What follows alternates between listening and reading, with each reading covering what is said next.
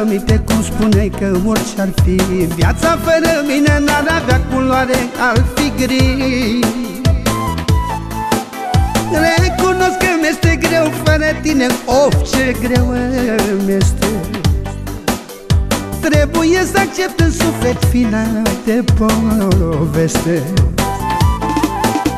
Îmi aduc aminte cum spuneai că orice-ar fi, viața fără mine n-ar avea culoare, ar fi gri.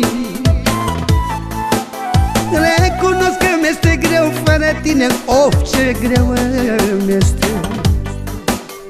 Trebuie să accept în suflet final de poveste. Numai minciuni, minciuni, minciuni, minciuni peste minciuni. Ele te-au făcut ca să faci promisiuni. Numai minciuni, numai minciuni, tot minciuni peste minciuni.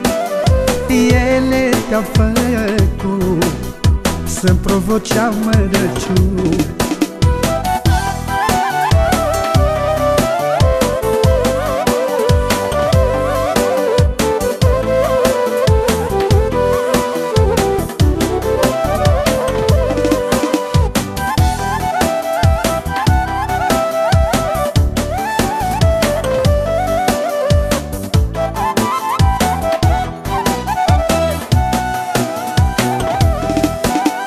Stau și mă întreb oare cât de naiv să fiu.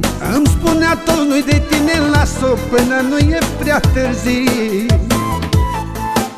Peste un an sau poate 10 rău din sufletul meu va trece. Să ții minte ce-ai făcut, ce-ai avut și ce-ai pierdut. Stau și mă întreb oare cât de naiv să fiu. Îmi spunea tot, nu-i de tine, las-o până nu e prea târziu. Peste un an sau poate 10 rău din sufletul meu va trece. Să ții minte ce-ai făcut, ce-ai avut și ce-ai pierdut.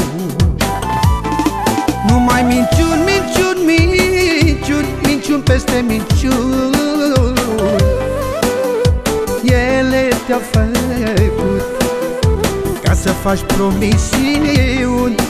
Numai minciuni, numai minciuni, tot minciuni peste minciuni. Ele te-au făcut să-mi provoci amărăciuni.